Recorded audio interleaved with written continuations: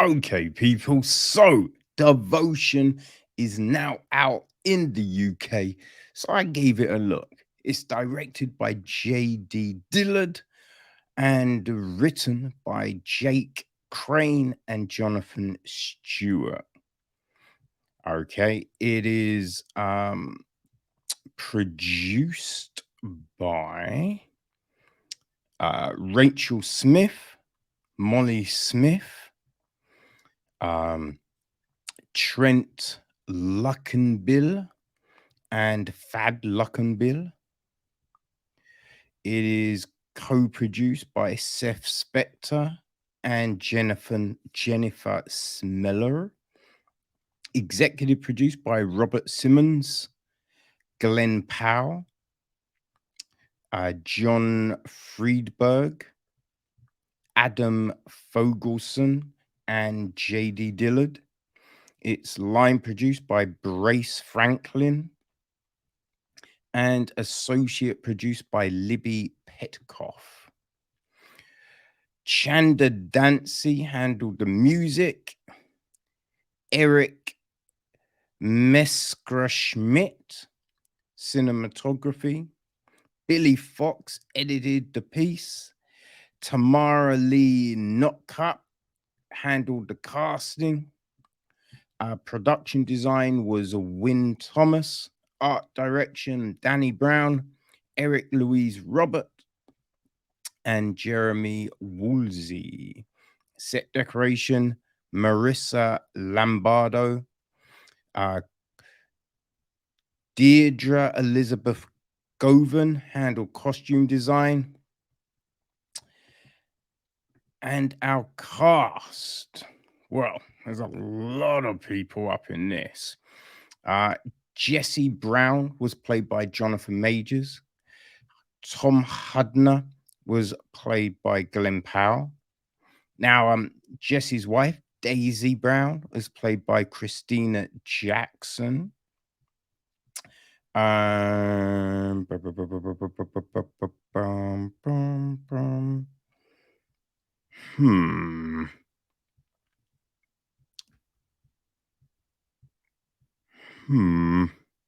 They don't seem to have listed the girl that played his daughter Pam, which is seems a bit of a travesty. I mean, she didn't say much, but she was in it. So I mean, she could at least get a credit, you would think, right? Oh dear, oh dear, oh dear. Okay. Well, yeah, no Pam. But we also have Dick Savoli, played by Thomas Sadowski.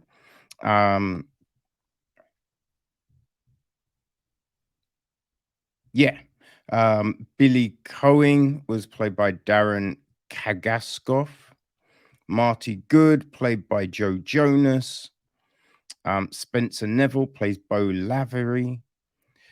Nick Hargrove plays Carl Moring. Buddy Gill is played by Bone Platt. Captain Sissons, played by Dean Denton. Peters, played by Fad Luckenbill. Charlie Ward is played by Joseph Cross. Elizabeth Taylor, yes, that's right, Elizabeth Taylor. She is played by Surinder Swan. We have Tom's dad is played by Matt Reedy.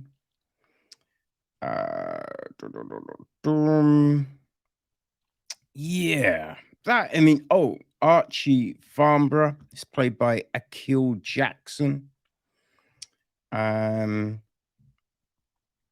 Tom's mother, Mary, is played by Donna Fishman.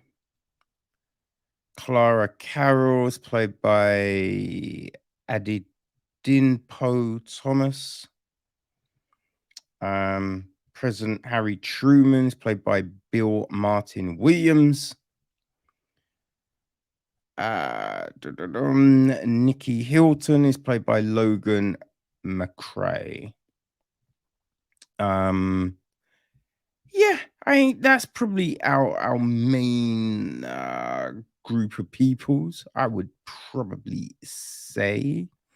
Okay, so the gist of the film is this: 1950, Ensign Jesse Brown and Lieutenant Tom Hudner join Navy Fighter Squadron VF-32 at roughly the same time, and Brown is assigned as Hudner's wingman. They are quickly the best of friends and are always look out for each other. Later that year, war breaks out in Korea, and VF-32 on board the Harrier US Leyte provides an air support. Their missions are vital to the war effort and extremely dangerous. So, yes, this is the film. Now, I think it's based on true events, right? And on a book of the same name by Adam Makos. Yeah, I feel I've said that right. I think one big thing is right because Powell, Glen Powell, he was in Top Gun Maverick, right, which was huge. It was huge, and I think a big thing about Top Gun Maverick was they used real effects. Tom Cruise was adamant they're not using CG, right? Every actor had to learn to fly the planes. They put cameras, they shot in the planes. It was all authentic like that. So with this, Dillard, he actually hired, right, the aerial stunt coordinator, Kevin LaRosa, who worked on Top Gun Maverick, which is huge. That's a big thing. Now, it wasn't the same level as Maverick, you know what I mean? I don't know if I don't believe all the actors flew and all of that, but they tried to create a similar ambiance. So mad credit for Dillard for doing that. It's an odd film for me, right? Because, look, it's based on true events, but it actually says inspired by true events. So it's not, when it says that, they're taking certain liberties and it's not fully the same.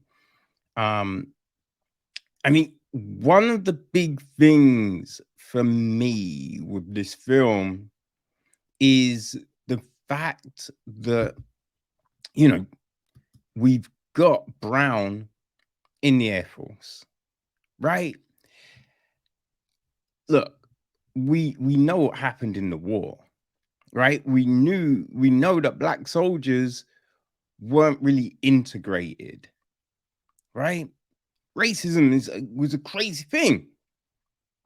And like in this, there's one thing said by one of the pilots, which was hey, can you believe we're flying with a colored guy, right? Which I don't believe shit was said in that way, and then you've got one army guy who is, we don't want you here and blah blah blah, right? But there's not really, it doesn't feel really like it's depicting what went down, because we know what would have gone down, right? We know what would have gone down. It was a bit like Black Klansman for me, in a fact that it was racism light, and do not get me wrong, I do not want race porn up in this shit. I'm not looking for, mad crazy words flying left, right, and center like it's fucking the bullets in the war. But it just feels a little frustrating because, like when people go through certain things, right? And it's not actually shown in that way, it diminishes the situation. Like people will look at this and think, oh, it wasn't that bad, you know? Like they're in cans in one part of the film, and yeah, he doesn't get Brown doesn't get served in the casino bar, right? And they're not going to let him in at first, but he speaks French, drops Elizabeth Taylor's name, then he gets in. That's kind of it, right? Listen, I was chased through fucking Boulogne, right? France, hey, when I went, you know, it's a little dicey. It wasn't great. And that was, I don't know.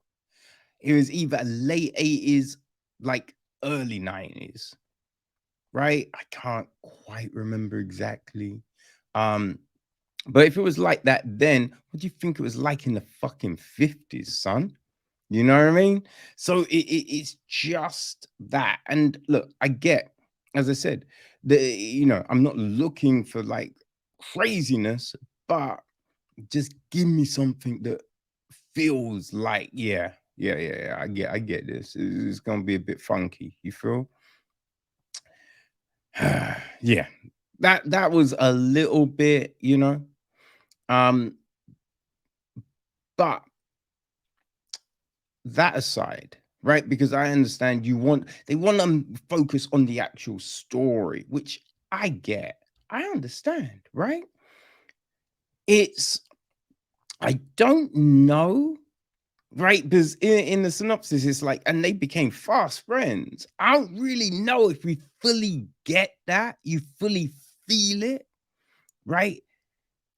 He you know what I mean? Because he takes Tom back to his house, right? And Christina's like, yo, he's only ever done that with one other person. So they try and bring it home, but I don't know if we really feel it, like this tight bond between the two of them, you know? But where this film for me really shined was the emotional moments, right? There's a bit when Jesse and Archie have a conversation, and you feel that felt like a powerful moment. That was big, right? Because you get that, fully get that. It's like when the other black um like naval workmen like come on deck to watch Jesse land a plane, right? It's moments like that where you're like, oh, yeah, right. And then you've got well, there's a moment at the end. There's a moment at the end which, oi, it was a tough one, man. It was a tough, like you felt it, right? When Christina's talking to Tom, that you feel it, man. Um, yeah, it's those for me were the moments, right? Also, when Tom is with the rest of the crew and they're like, you're grounded, and everyone has to go off and do the thing, right? That's a strong moment of the film. Not to say the other moments weren't, you know, they were weak or anything, but these are the things that really stand out with this, right? And that's where it shone for me, you know. It's it's a little up and down, it wasn't shiny, right? But like, I don't know, a grittier filter, I feel could have worked. But these are semantics, yeah, whatever. You know what I mean? It's like it's always interesting with these things and watching people and the motivations and stuff like that. And especially a story like this, it's 50s, black airman, you know, like there's big moments, right? These are historic moments, things that aren't necessarily talked about. It's the Korean War. So yeah, it wasn't a great moment, right? It's not really one of them wars that people really want to talk about. But yeah, you know, it shines a light on some of the stuff that went down, which is good, right? You do get some of the flight mechanics and that kind of thing. I feel like probably an issue is comes out, you know, on the tails of Top Gun Maverick, right? That was so good. And, you know, watching them do the flights and everything like that, you know, there was a weight to it. And this film, coming on the heels of that, it doesn't feel as weighty, you know, which is a problem because you're comparing it to, right? If this stood on its own, we didn't get Top Gun Maverick, probably looking at it in a completely different way. But you know, when you have both films, right, and Powell was in both, right, it doesn't really come to that level for me. It's something that, you know, you will probably enjoy. I say it's a little long, right? It's about 2 hours and 20. It's a little long. Could have been shorter. Could have been shorter. I think that might have helped a lot. But it's interesting. It's interesting. I'd say if you're a you know, history buff, if you like your shit, then this might definitely speak to you. I think if you enjoy Black Klansman, I think this will possibly speak to you. You know, if you enjoy like war films, then this will speak to you. Okay, so it's on Prime in the UK. Yeah, Paramount Plus, I believe, in the States. So yeah, there's my take on devotion, people.